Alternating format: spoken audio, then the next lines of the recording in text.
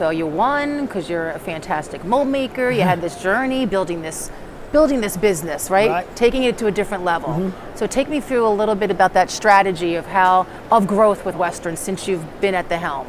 Yeah, it's been really challenging, and we've grown. I guess you would say we're in growing pains right now.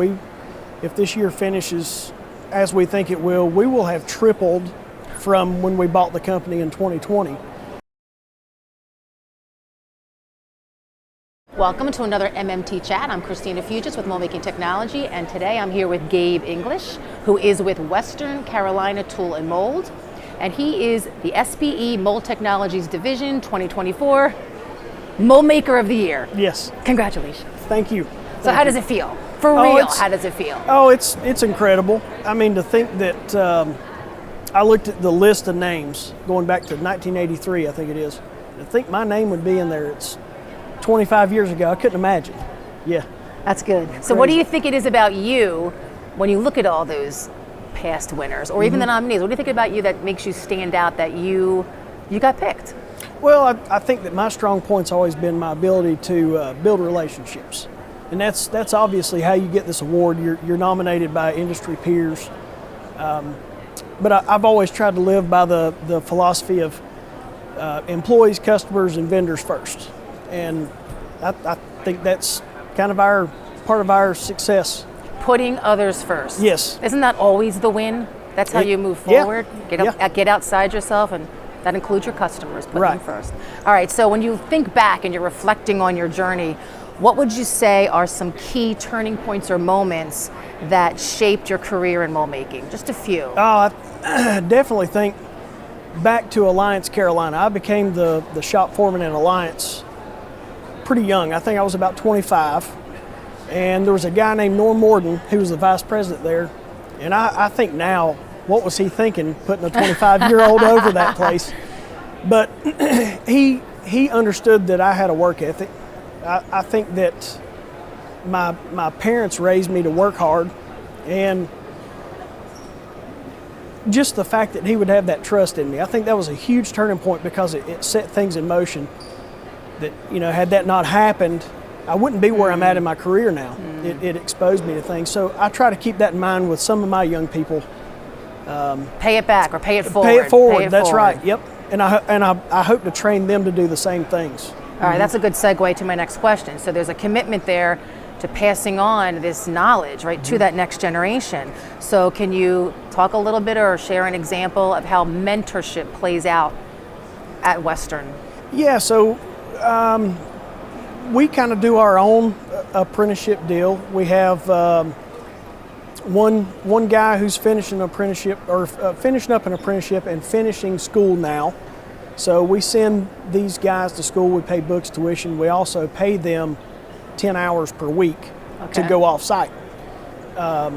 It's hard now for people. We have a lot of people that come in that are older, mid-20s, late 20s. They have to sustain themselves, and I feel like that's a responsibility that I have as an owner, is to make sure that these guys have a way to learn and earn and just foster that growth. So when you think about the future of the industry, what is the key attribute that you're looking for? Not skill, key attribute.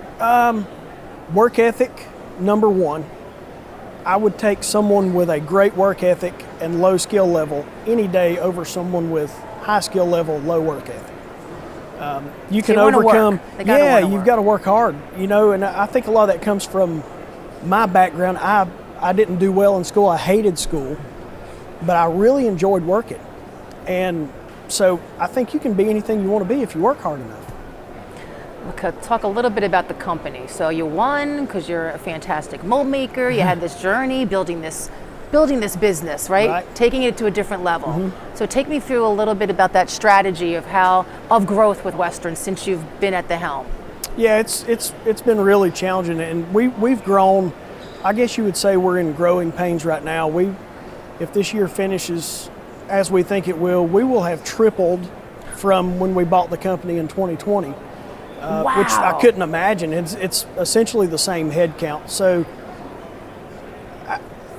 There are so many challenges to trying to grow the shop in the last 4 years, whether it be, interest rates on equipment, obviously finding help. We had COVID in the middle of that. I think you started right in the start. Yeah. Yeah, we got, basically went through this year process to buy the company from the existing owners, and we literally got an approval from the bank to move forward with closing like March 13th, which was... That was the day. Yeah, that was the day. Yeah. And I was scared. Yeah. As I'm you should sure, be. Yeah. as you should be. So where do you see the company going in the future under your leadership? Well, I don't want to grow too much. I think we're going to do some building expansions. We really want to grow the business with technology. It's so hard to get people. I think the days of having 50 and 60 men shops are kind of gone. I think you have to have 50 or 60 machines, really, really high quality people to keep those machines going. And so we're trying to invest in what people we have and invest in technology. We've added quite a, I always say we bought a machine shop to turn around and buy a machine shop, because I've bought so much equipment in the last 4 years, and we'll continue to do that. So key sounds like work with the people you have, but technology is going to take this trade into the future. Yeah, let technology drive it. Yeah. It has to. Yeah. Well, let's end on that note, and congratulations. All right, thank you. Thank you.